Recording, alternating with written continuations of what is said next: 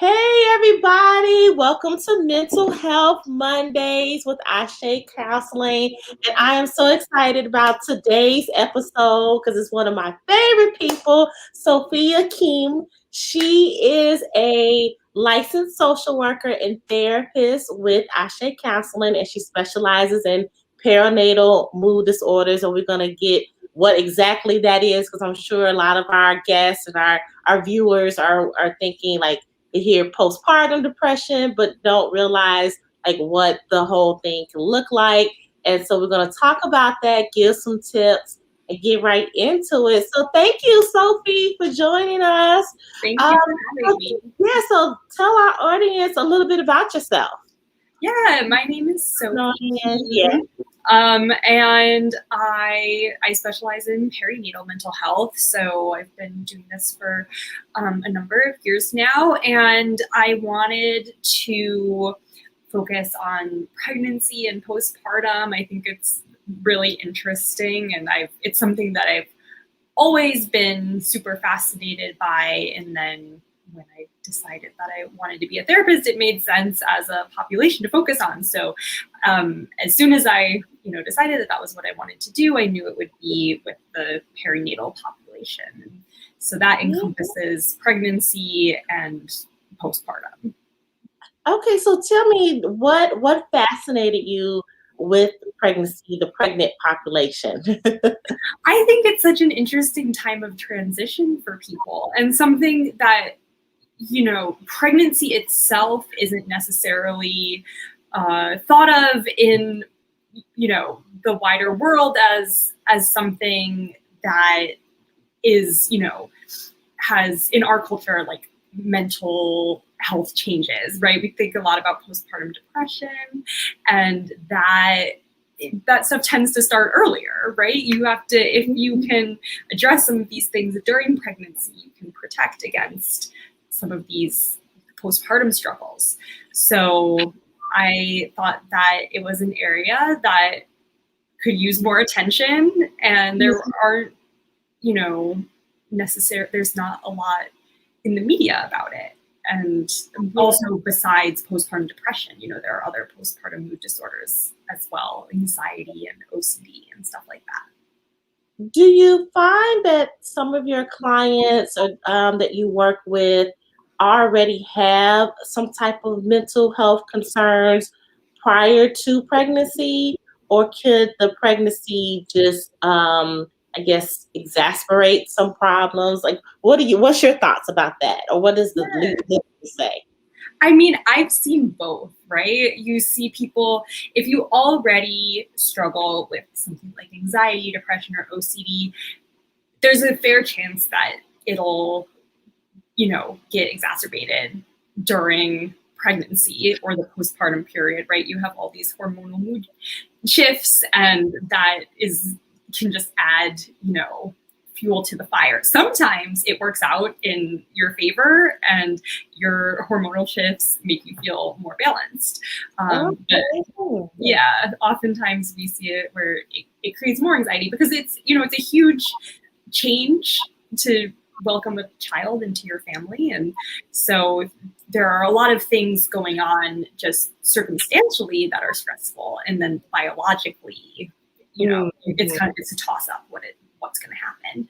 But you also, so in some cases you see people that haven't really struggled with anxiety, depression, OCD before, that all of a sudden that will happen when they're pregnant. And that oftentimes is really scary for people. So if they don't have experience for it, they're like, I don't know what's happening. I don't know what's going on. I just say, no, I don't feel normal.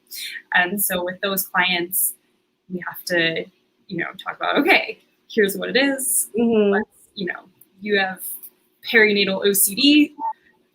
If you haven't experienced this before, it's likely that it'll go away sometime in the postpartum period, but we need to talk about it so that it doesn't get worse afterwards. Yeah, you know what? And you mentioned perinatal OCD, and I think a lot of us have heard of postpartum depression. That's what we hear. There's a lot of talk. We see that in the media. There's a lot of like movies and things about that. but there are other mood disorders that can come along with pregnancy. Yeah, so you see, perinatal anxiety is really common, perinatal Mhm. OCD as well. Rarer is perinatal postpartum psychosis, but that's a really serious, mood disorder that Mhm. needs to be treated. So those are the main four that people really talk about. Yeah, and I think, and of course, because if we're talking about like the media, we see like the extreme, like you said, the psychosis, Mhm. where it's a significant danger that's happening. But maybe people don't realize that they may be struggling with OCD. They may be struggling with anxiety during the pregnancy and postpartum. Is there a typical timeline during pregnancy? Like if a mental issue was coming up, is it a particular time where those symptoms start, or is it just varies per person to person? Yeah, I'd say it varies by person. I mean, a lot of people are not, since we hear so much about postpartum depression, we aren't taught to monitor for these symptoms during pregnancy. So Mhm. when people come to me, it's often at a very serious point in their pregnancy where they're like, oh, I've been struggling with this for, my whole pregnancy, almost my whole pregnancy. I don't know what's going on, Mhm. because it's not talked about that. Oh yeah, a lot of cases of postpartum mood disorders begin during pregnancy. Okay. And what are some of the signs? 'Cause like you said, we recognize it when it gets exasperated and gets to be dangerous almost. But what are some of the signs that people should be looking out for? Yeah, I mean, intrusive thoughts is really a common one that you'll see with anxiety, OCD, stuff like that, where there's a thought that is constantly coming at you. You can't really do much to control it, or it leads you to seek reassurance, or some sort of compulsion. I see a lot of moms who have intrusive thoughts. Just any significant and lasting changes in mood, right? So hormonal changes are going to give you some mood swings, but if you're having extended periods where you're feeling super anxious or depressed and really not like yourself, that Hmm. could be a sign that there's something else going on there. Yeah. Do you find that some of these symptoms also occur in the partners? Yeah, definitely. So I mean, we talk about sympathetic pregnancy symptoms that Mhm. partners can get, like weight gain or stuff like that, but they can also have perinatal mood disorders. It's true, and because it's a big change for the non-birthing partner as well. And even though they're not going through the same hormonal shifts in their body, Mhm. the circumstances surrounding it can lead to these same mood disorders. Okay, that's pretty fascinating. And so they will also start to look like for these same symptoms, like you said, intrusive thoughts, or if Mhm. they know that their mood has shifted. Right. Yeah. And, just things like not taking enjoyment in activities that you used to. I mean, especially in a non-birthing partner, changes in appetite, sleep, Mhm. stuff like that could be Yeah. signs. Yeah, they actually, I mean, there is a term for it. They call it paternal postpartum depression, which that doesn't encompass the perinatal Yeah. or non-father partners, but it's somewhat recognized that non-birthing partners can be afflicted by some of the same things. Wow, that's really fascinating. Mhm. Yeah, Yeah. because you think, and also because when I have clients who are pregnant and who feel that guilt of not feeling the joy of pregnancy or the joy of when the baby is here and the joy that you're supposed to feel, even if those who were trying or they're, are in situations where they were planning and were looking, forward to this. What can you talk to me a little bit about that and how to help those clients?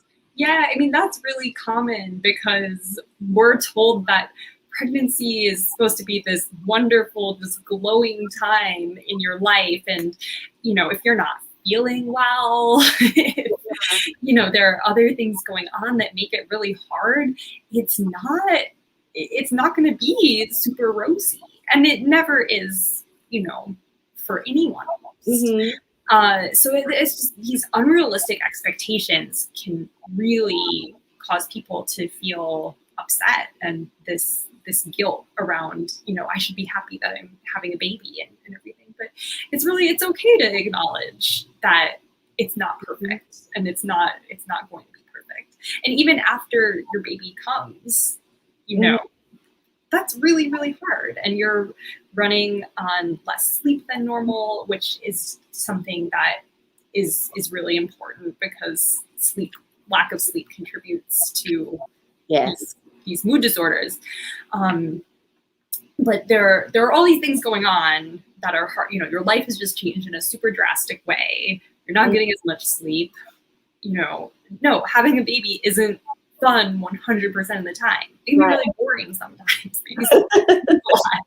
So I often talk about that with my clients, and if I am seeing them during their pregnancies, we try to prepare for that. Like what are your expectations about having a baby, and what is that going to be like, and how can we set you up for having realistic expectations, because you also see a lot of changes in the partnership during that time, especially if it's the first baby, where your relationship is shifting from this couple to a real family.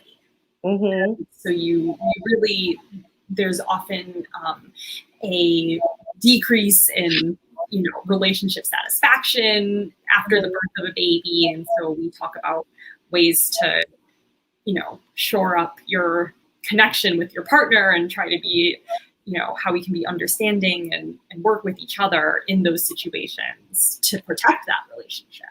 Yeah, and I hadn't thought about that piece too, right? Because there is when a baby comes into the family, it does shift everything, and what the things that make us happy, and we know that relationships are very important to people's overall well-being, and so if there's a disconnect in an intimate relationship, that can also impact your mood. Definitely, yeah. So it's something that I always make sure to touch on before people are having a baby, and sometimes we'll bring the partner in for a session so we can all have a conversation about that. Yeah, I want to kind of go back to sleep because that is so important. So, what is the best method? I mean, I know it's not, we have to say for each person is different, but you kind of hear different things, and I think ultimately you hear you should sleep when the baby sleeps. Yeah, what do you think works? I mean, that's great if you're able to sleep when the baby sleeps. I think that is easier said than done, because your baby's sleeping a lot during the day and there might be other things going on, or that's just, your body's not used to that cycle. Generally, I think if your body really, really needs to sleep, it'll find a way to do it. So know that's good. But yeah, if you have that flexibility and you can take a nap while the baby is napping, absolutely do that. I encourage, my clients to, find some way to let go of control if that's an issue for them, and, let your partner take care of the baby for a couple hours while you get a nap, and don't focus on all the other things that need to be done in the house, because sleep should really be prioritized, especially in those first few weeks. So we talk about how to strategize around that. If you're not going to get as much sleep as you used to, so we have to work knowing that. What's that? How can we still maximize sleep but not be unrealistic about how much sleep you're going to get? But it is something that is protective against these perinatal mood disorders is getting enough sleep. And you hit something, which I'm assuming is probably very common, is the relinquishing of control and asking for help, even if it is the partner, asking for some support so you can sleep, so you can take a shower, and do the things that you need to do to feel better or get out the house or whatever. How do, especially if they are already dealing with anxiety and issues with control, how can an expecting mother or mother prepare for that? Yeah, so oftentimes with my clients, we will identify people in their life that they can call on as, their support system. So who can you rely on, whether, your partner, generally a good person, and talking to them beforehand about, what how responsibilities are going to be split, or things like if one partner is working and the other partner is staying home on leave, how it's going to be managed so that the birthing partner can take, their body needs to recover, and they need to take care of themselves. So talk about that. If you have other, parents, grandparents are often good people that really want to see the baby. And so and that can be more delicate, people outside of the house, which is, yes, you want to be able to rely on them for support, but you also might have to set certain boundaries with them if they're trying to come over more than you want to, or spending too much time in the house with the baby. So we try and figure out a balance. But yeah, letting other people take the baby for a bit is a great thing, because it allows the baby to make attachments with other adults that aren't the mother, and it gives the mom some time to, relax and sleep, shower, anything that she needs to do or wants to do. I mean, even, I'll assign homework to my clients about, you need to watch TV for 2 hours while That's good homework. That's some good homework right there. Yeah. Watch little HGTV. Yeah, but it's really hard sometimes because, if your baby's crying, then it's like, oh, I need to go get the baby. It's like, no. The other, your partner is perfectly capable of taking care of this baby, and it's great for both the baby and your partner, because then that's supporting their attachment. Yeah, Toya, I'm just gonna post this here. Toya said having support system is key. Yeah, and I think, asking for help, because sometimes people don't realize that you need help, and to be able to ask, if I have a lot of clients who are new to the city and don't have like grandparents or, aunties and uncles that can help, but, maybe talking to friends or, that, developing that system where you can have that support. It is key. Yeah, absolutely. It's so important, and it's helpful for everyone involved. Yeah. So what are some tips? So we gave some good, you reaching out for your support system, making sure you're getting sleep. What are some other things that expecting mothers can do to help manage some of these perinatal mood disorders? I think communicating is a big one. It might not seem like it, but I know a lot of my clients haven't really even talked to their partners about what's going on.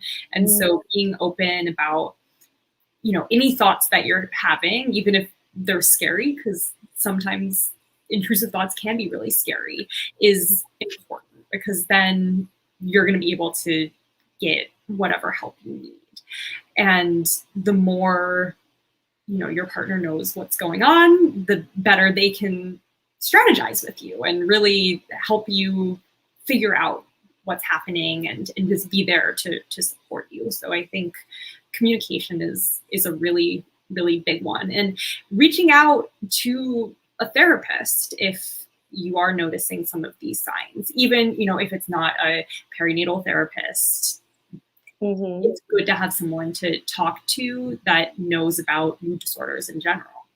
Yeah, and I think it's important, if you are communicating, um, that if someone is communicating to you, you could be the partner of someone or a friend or someone, and to not judge, and I think we have to remove do you find that there's a huge stigma around perinatal mood disorders and people feel that maybe that their child may be taken away from them, or people will think they're not a good parent, and etc. Yeah, especially with OCD, because some of these thoughts are really scary. If you have thoughts about hurting yourself or your baby or things like that, and that's really terrifying if you don't if you're not able to identify right away that that's an intrusive thought that doesn't actually mean that you're going to do any of those things.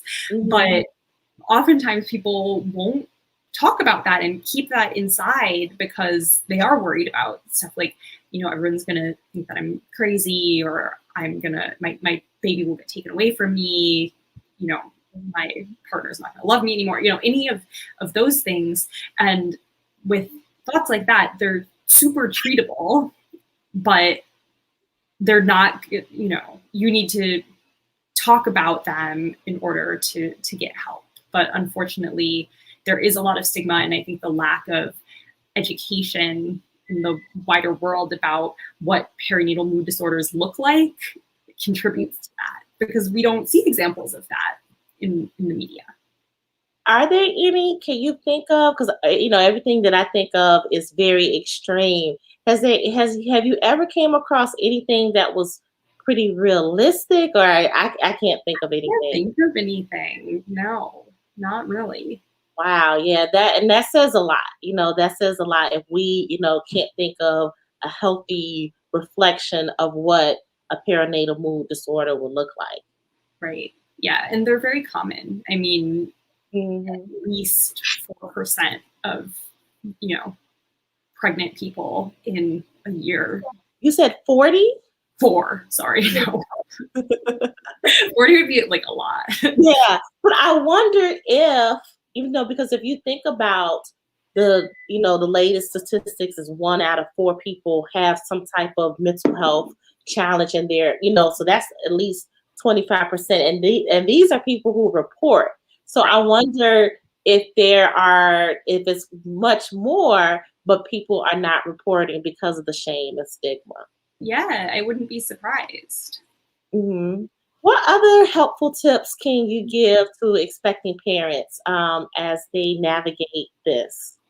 I think definitely, as I was saying earlier, talking about your relationship with your partner before you have a baby, and recognizing that there are going to be a lot of changes, and figuring out ways that you can prioritize your relationship as a couple Mhm. after the baby arrives, Oh, because wow. it's Yeah. really important to have the support of your partner and to keep that relationship up even though things are changing on the family level.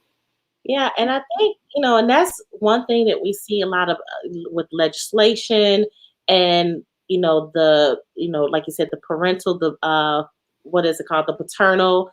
And I'm sure the language is going to change as we have more different, people who are expecting children, but the partners leave and giving them time off.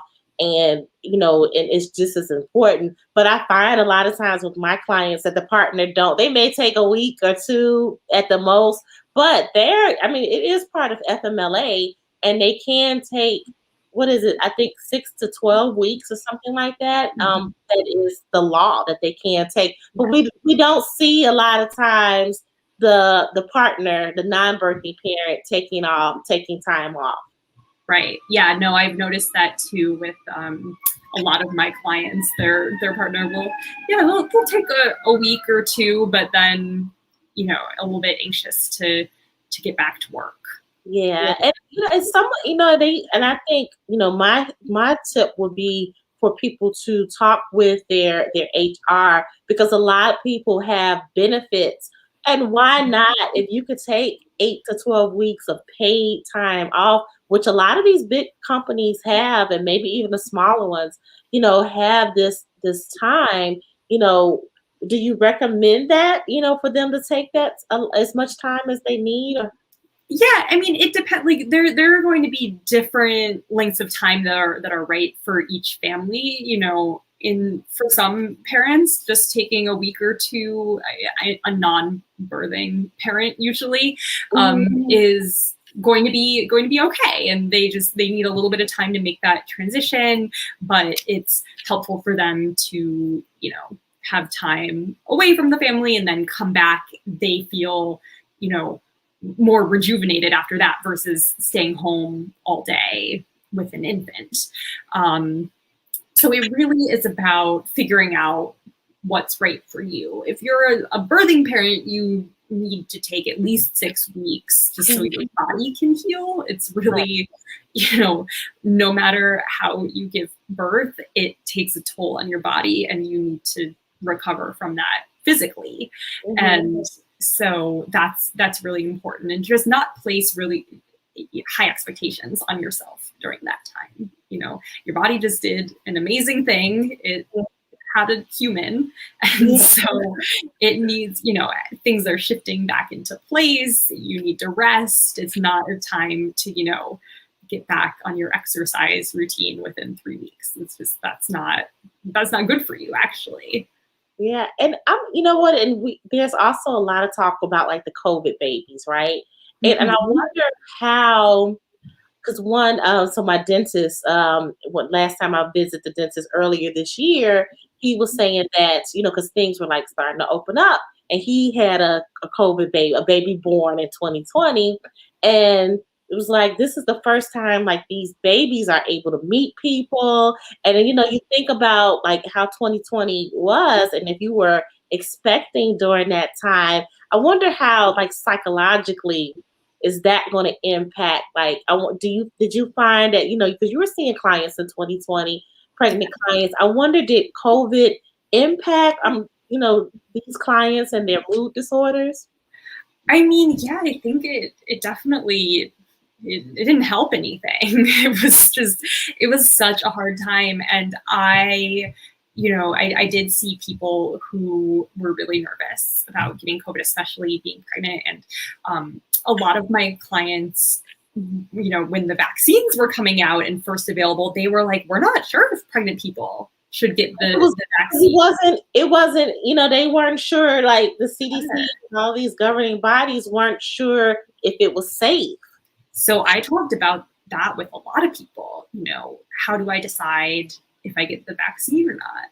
Mm, And everyone ended up getting vaccinated, and now you don't really see that as much of an issue with pregnant people anymore. But yeah, that was new territory where they're like, well, it hasn't been tested in pregnancy. It seems like it's probably safe, but we don't know for sure.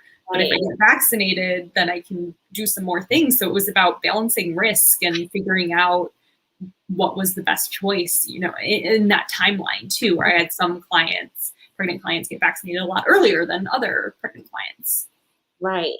Yeah, and vaccinations in general can be very controversial, where, because some people feel they contribute to autism and other things. And so some people are not um, with the vaccination, just period. But you have COVID, and like you said, having to balance that risk. And I remember at one point, like in early 2020, like even the partners couldn't be there. Do you remember that? Like Oh people yeah. delivering like March, April, where which was really sad because it was just Really sad. yeah. Yeah, none of my clients delivered during that time, but they were going to appointments, and it was like, oh, my partner can't be here for my ultrasound, and they're standing outside, or they can't even come in the building, sort of thing. And not there was a lot of uncertainty, which contributes to anxiety and OCD, depression, all of these things, about what the birth was going to look like, having giving birth during COVID? Will my partner be able to be there? Will I be able, how are things going to work in the hospital? My kids aren't going to be able to come see my baby in the hospital. What does that mean? So it's definitely a really, strange time to be having a baby, whether it's your first baby or your third baby. Right. Yeah. Hopefully that is past us. And but there's still concerns, and some states are doing mask mandates, and so that is, it is still here. It has not went away. So I can imagine that, that is still a concern for a lot of parents. We're still talking about it, and people, who now have infants, and your newborn can't be vaccinated against COVID. How do you deal with that? So it's definitely we're still discussing it with a lot of my clients. Yeah, well, this is our time. So thank you so much. I learned so much. I always do. Thank you for being here. And everyone, if you are looking for perinatal mood disorder therapist, Sophie is accepting new clients. So you can visit our website and schedule an appointment. Thank you so much, guys. Thank you.